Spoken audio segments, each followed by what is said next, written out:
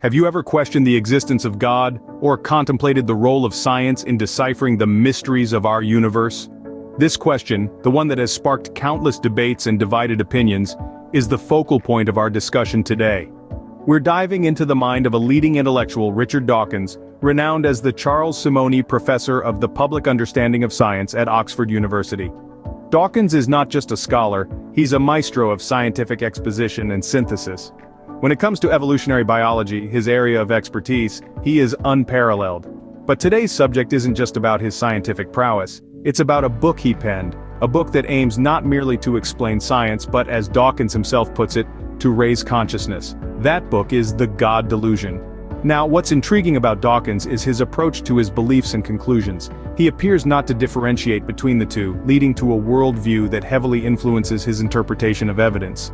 When we look at physics, which inevitably impacts biology, we're faced with a series of fundamental constants. These constants, against all odds, allow for the existence of life in ways that are so improbable, they defy description. And yet, Dawkins remains unwaveringly confident that such a coincidence has a natural explanation. He firmly believes that theories like multiverse theory, many worlds quantum theory, or a grand unification theory will eventually explain the universe despite having no objective justification currently. He is certain that a solution will emerge that doesn't involve a personal omnipotent creator. But what is this certainty, if not faith? Dawkins, like all of us, possesses faith. It's a set of basic, presuppositional, axiomatic beliefs that guide how we evaluate evidence. We, as humans, don't get to choose whether to have faith. We can only decide what or whom to put our faith in. In this video, we shall delve into the main arguments and themes of Dawkins' book, challenging our perspectives on faith, science, and the existence of God. As we journey together, let's keep an open mind and prepare to question, learn, and grow. Richard Dawkins aims to raise consciousness through his book, but how does he go about it? In The God Delusion, Dawkins undertakes a rigorous task of untangling assumptions from conclusions. However, it's worth pondering whether Dawkins himself is able to make this distinction clearly. Could his own worldview be filtering how he interprets evidence? Let's dive a bit deeper. Dawkins' field, evolutionary biology, is underpinned by physics. The evidence we encounter in physics is a set of fundamental constants. These constants, in a fascinatingly precise manner, allow for the existence of life. The precision is such that it seems highly improbable. It's like finding a needle in a cosmic haystack. Yet Dawkins confidently assumes that there's a natural explanation for this cosmic coincidence. He posits that theories like the multiverse theory, many worlds quantum theory, or a grand unification theory could provide the answers. But how can he be so sure? These theories, while intriguing, currently lack objective justification. So why is Dawkins so certain that the explanation for our universe doesn't involve a personal, omnipotent creator? The answer may lie in faith. Not faith in a religious sense, but a set of basic, presuppositional, axiomatic beliefs. Dawkins, like all of us, possesses this type of faith. It's through this lens of faith that he evaluates evidence. As humans, we don't get to choose if we have faith, but we do get to decide what or whom we put our faith in. For Dawkins, it seems his faith is firmly placed in science and natural explanations. Dawkins' interpretation of science and faith is certainly thought-provoking, isn't it? This interplay between faith and science, assumptions and conclusions, forms the crux of Dawkins' attempt to raise consciousness. It invites us all to examine our own worldviews and the lenses through which we interpret evidence. What is it that makes Dawkins so confident that the improbable coincidence of life's existence has a natural explanation?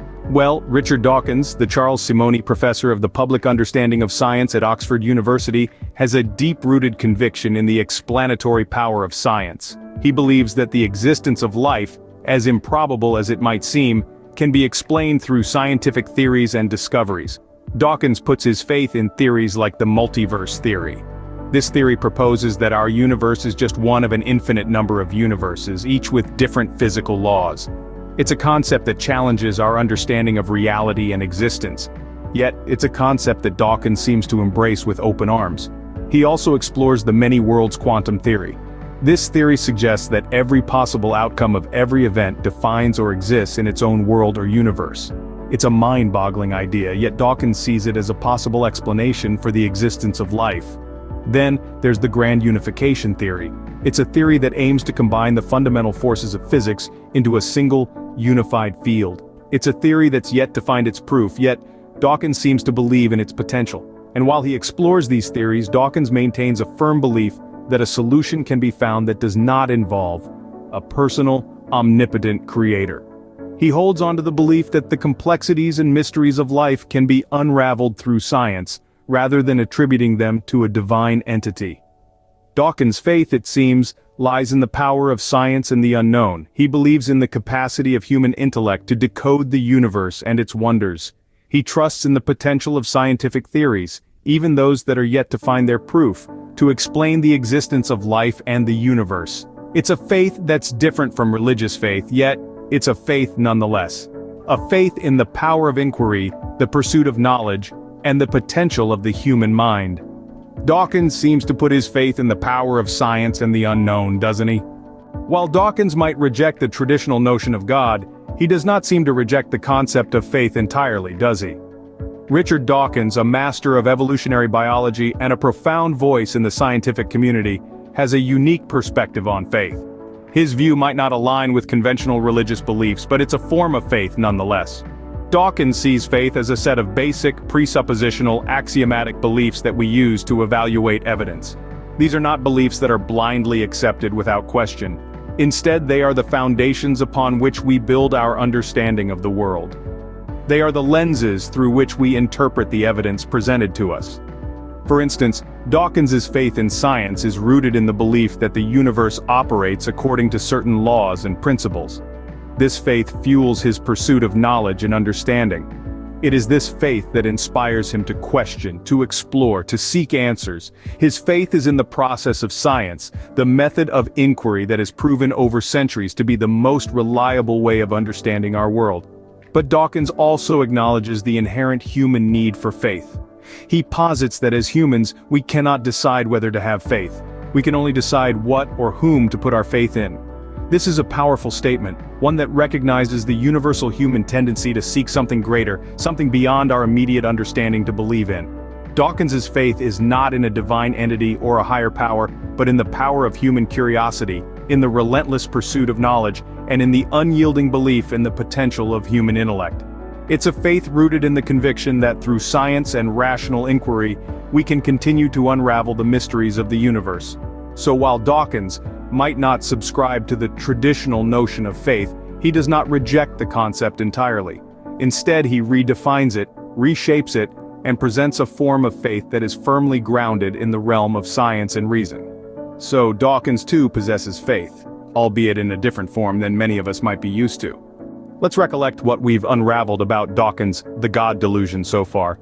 Richard Dawkins, a master of scientific exposition and synthesis, certainly has a knack for provoking thought. With this book, he's not merely explaining science, he's raising consciousness. His aim is to challenge our preconceived notions about faith, science, and the existence of God. One of the key points we've discussed is Dawkins's interpretation of evidence. According to him, the intricate balance of fundamental constants that permits life is not a divine miracle but a natural phenomenon. He sees the universe as a grand puzzle, one that can be solved without invoking the idea of a personal, omnipotent creator. It's a bold claim, one that's sure to stir debate. We've also delved into Dawkins' faith in science. Despite the improbability of life's existence, he's confident that natural explanations exist. He's hopeful about theories like the multiverse or many worlds quantum theory, even though they don't have objective justification yet. In essence, Dawkins has faith, not in a deity, but in the power of science to unravel the mysteries of the universe. And finally, we've explored Dawkins' concept of faith. He argues that we all possess faith in one form or another. It's not about choosing to have faith, but deciding what or whom to put our faith in. Dawkins chooses to put his faith in science, in the potential for human understanding to make sense of our world. In conclusion, The God Delusion challenges us to question our beliefs and to consider the possibility that science, not divinity, holds the answers to life's biggest questions. This book certainly offers a provocative take on the intersection of faith, science, and the existence of God. It's a must-read for anyone intrigued by these themes.